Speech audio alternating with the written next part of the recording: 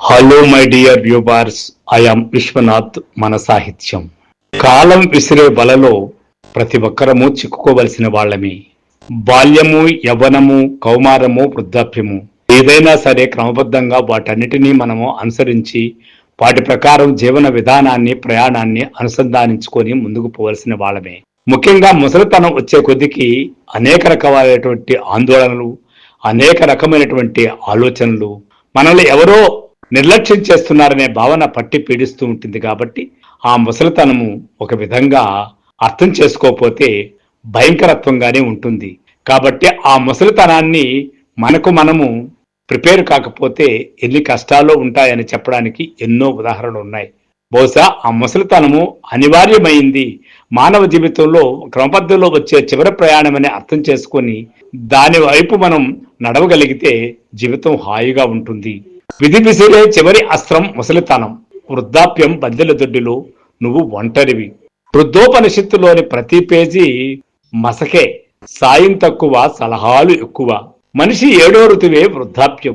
కాలధర్మంలో దేహధర్మమే వృద్ధాప్యం. మంచం మీద వెల్లికిలా పడుకొని ఆకాశం వైపు చూస్తూ ఉంటావు.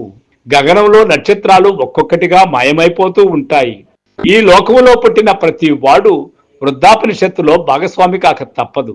జీవితం బళ్ళున తెల్లవారుతుంది, మెల్లగా చీకటి పడుతుంది. వృద్ధుడికి వెన్నుపై కళ్ళుంటాయన్న ఓ నానుడి ఉంది. వృద్ధాప్యంలో వెనక చూపే తప్ప ముందు చూపు ఉండదు. జీవితంలో మనం ఎన్నో సాధించి ఉండవచ్చు కాక, మన కీర్తి 4 దిక్కులా ప్రసరించి ఉండవచ్చు కాక, అయితే వృద్ధాప్యంలో దాన్ని ఎవరూ గుర్తించరు, అసలు పట్టించుకోరు. ఓసారి సీనియర్ సిటిజన్ బడిలోకి అడుగు పెడితే సమాజం మన గురించి పట్టించుకోదు. పాత వస్తువుల పక్కన పడేస్తుంది. ఆ రోజుల్లో నేను అంటూ గత వైభవ చరివిత చరణం తప్ప భవిష్యత్తు ఆలోచన ఉండదు. కాళ్ళు, కీళ్ళు, ఒళ్ళు సడలి కదల్లేక, మెదల్లేక, దేహాన్ని వదల్లేక, ఏమీ చేయలేక వృద్ధులు పడే మనోవ్యధ అంతా ఇంతా కాదు. వృద్ధాప్యం అనేసరికి అదేదో శాపంగా భావిస్తుంటారు జనం. నిజానికి వృద్ధాప్యం శాపమో పాపమో కాదు, అది ప్రకృతి పరమ ధర్మం. వృద్ధాప్యం రాగానే బయట వాళ్ళు సరే, కుటుంబ సభ్యులు కూడా చులకనగా చూస్తారు. నిన్న మొన్నటి దాకా తలంచిన వానపాములు సైతం తలగరేసి నిలదీస్తాయి. లెక్కలు అడుగటం మొదలు పెడతాయి. ఏవండి నాన్నగారు అంటూ విధేయంగా ఉండే భార్యాపిల్లలు కూడా ధిక్కరించడం మొదలు పెడతారు. వాళ్ళేదో పుడింగిలన్నట్లు లేనిపోని సలహాలు, సూచనలు ఇస్తూ ఉంటారు. ఏం మాట్లాడినా ఏం చేసినా వాళ్లకు నచ్చదు సరికదా, చాదస్తం అంటూ కరివేపాకులా తీసి పారేస్తారు. లోకువుగా చూస్తారు. మధ్యతరగతి కుటుంబం అయితే మనం సంపాదించిన డబ్బు ఆసుపత్రి ఖర్చుల కోసం ఖర్చు పెట్టాలా, లేక చూసి చూడనట్టు మరణం కోసం వేచి ఉండాలా అన్న ఆలోచనతో మన పక్క గదిలో మన వాళ్లే చర్చిస్తూ ఉంటారు. అర్ధరాత్రి ఏ నొప్పితోనో నీకు మెలకు వస్తుంది. పక్క గదిలోని వారికి నిద్రాభంగం చేయాలా వద్దా అన్న ఆలోచనతోనే తెల్లవారుతుంది. ఆ రాత్రి నిద్ర కరువవుతుంది. చివరి మజిలి మనిషి జీవన ప్రయాణంలో చివరి మజిలి వృద్ధాప్యం. మనం కాదనుకున్నా కూడా అది కోరి వస్తుంది. మనిషి జీవితం ఋతువులతో ముడిపడి ఉంటుంది. వసంత ఋతువులో మొదలయ్యే కాలం శిశిరంతో ముగుస్తుంది. వసంతకాలం మన పుట్టుకగా అనుకుంటే శిశిర వృద్ధాప్యం. వసంతంలో ప్రకృతి ఆకుపచ్చగా రంగురంగుల పూలతో మురిపిస్తుంది. మనసు ఉల్లాసభరితమవుతుంది. ఇక శిశిరానికి వచ్చేసరికి ఆకులు పండి, ఎండి, రాలి చెట్లు మోడులవుతాయి. అలాగే వృద్ధాప్యంలో మనిషి దేహం కూడా వడలి, సడలి, ఎండిన మోడవుతుంది. అయితే వృద్ధాప్య దశకు చేరుకున్నారంటే జీవితంలో వాళ్ళు ఎన్నెన్ని చూసి ఉంటారు, ఎంత అనుభవం గడించి ఉంటారో ఒక్కసారి ఆలోచిస్తే తెలుస్తుంది. అందుకే వృద్ధుల్ని భారంగా కాకుండా గౌరవంగా చూడాలి. వారి అనుభవాన్ని యువతరం చూపుడు వేలుగా తీసుకుని ముందుకు నడవాలి. అప్పుడు వాళ్ళ భవిష్యత్తు మహత్తరంగా ఉంటుంది. కానీ దురదృష్టం ఏమంటే వృద్ధుల్ని గౌరవించడం అటుంచి అసలు లెక్కే చేయరు. కొందరైతే ముసలాలను భరించలేక వృద్ధాశ్రమాల పాలు చేస్తారు. ఇవాళ మనం చేసిందే రేపు మన పిల్లలు కూడా చేస్తారన్న సోయి ఏమాత్రం ఉండదు. ఏతావాత వృద్ధాప్యం శాపంగా మారుతుంది. యవ్వనంలో హెల్త్ ఇన్సూరెన్స్ మానేసి ఆ డబ్బు పిల్లల కాలేజీ ఫీజు కట్టేస్తాం. మధ్య వయసులో సంపాదించింది ఖర్చు పెట్టి పిల్లల్ని విదేశాలకి పంపుతాం. నా కొడుకు అమెరికాలోనో ఇంకేదో దేశంలోనో ఉన్నాడనే కూతురు ఆస్ట్రేలియాలోనో ఇంకేదో దేశంలో ఉన్నదనో గర్వంగా చెప్తూ ఫాల్స్ ప్రిస్టేజ్ ఫీల్ అవుతూ ఉంటాం. అంతా బాగానే ఉంటుంది. పిల్లలు విదేశాల్లో సెటిల్ అయిపోయి బాగుంటారు. మన వృద్ధాప్యంలో మాత్రం వాళ్ళు కనీసం చూడటానికి కూడా రారు.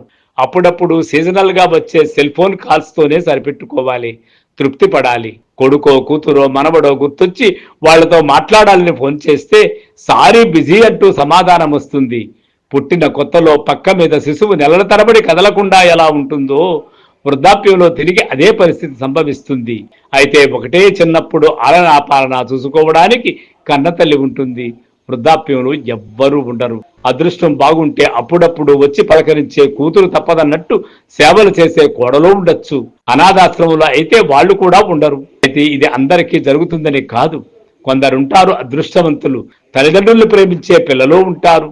అలాంటి వాళ్ళు తల్లిదండ్రులు వృద్ధులైనా నెత్తిని పెట్టుకుని ఎంతో ప్రేమతో చూసుకుంటారు. బతుకంతా బుద్ధిబలం మీద ఆధారపడ్డ వారికి ముసలితనం కన్నా పెద్ద శిక్ష ఉండదేమో. బాగా బతికిన మహామహులే ముసలితనం రాగానే దిగజారి హీనమైపోవడం చూస్తూనే ఉంటాం. ఇలాంటి అవస్థను తలుచుకుంటేనే భయమేస్తుంది. ఇలాంటి దురవస్థ ఎవరికీ రాకూడదు. ఇందులో నుంచి అందరినీ తప్పించు. వృద్ధాప్యం శాపం కాదు, ఓ వరం. ఏకాంతంలో సంగీతాన్ని వింటూ కాలక్షేపం చేయొచ్చు. ఓపిక సదుపాయం ఉంటే పెరటి మొక్కల్ని పరీక్షిస్తూ కాలం గడపచ్చు. చిన్నపిల్లలంటే కొద్దిసేపు వారికి ఇంట్రెస్ట్ ఉన్న టాపిక్స్ కబుర్లు చెప్పుకోవచ్చు, ఆడుకోవచ్చు. ఏం చేసినా అఫెక్షన్ బ్యాంకులో ఆప్యాయతని క్రెడిట్ చేసుకుంటూ వెళ్ళాలి. ఎప్పుడైతే మనం మానసికంగా ఇలా ప్రిపేర్ అవుతామో మన వృద్ధాప్యాన్ని ఓ 10 సంవత్సరాల పాటు వాయిదా వేయచ్చు.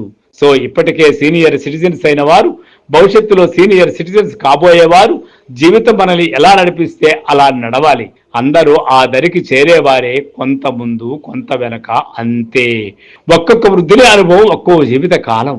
వాళ్ళ నుండి ఎంతో నేర్చుకోవచ్చు. యువత డబ్బులు పెట్టినా కొనలేని అనుభవాల సారాంశమే వృద్ధాప్యం. సో ఫ్రెండ్స్, ఈ మధ్యలో ఒక మంచి ప్రేమ కథ అనే సినిమా కూడా వచ్చింది. దానిలో వృద్ధాప్యం శాపం కాకుండా ఎలా మార్చవచ్చో నిరూపించినటువంటి మంచి సినిమాగా ఓల్గా అక్కినేని కుటుంబరావు గారు తీశారు. నిజంగా వృద్ధాప్యంగా ఉన్నటువంటి వారు ఒక అనుభవంగా ఆ సినిమాను చూడవచ్చు. అదేవిధంగా వృద్ధాప్యం శాపం కాదని పాజిటివ్నెస్ దృక్పథంతో, ముందు చూపుతో, గతంలో కాలక్షేపం చేయకుండా, ప్రతిదీ డబ్బే సర్వస్వం అనుకోకుండా డబ్బును కూడా జాగ్రత్త పెట్టుకొని జీవితంలో మనగలిగితే వృద్ధాప్యం శాపం కాదు.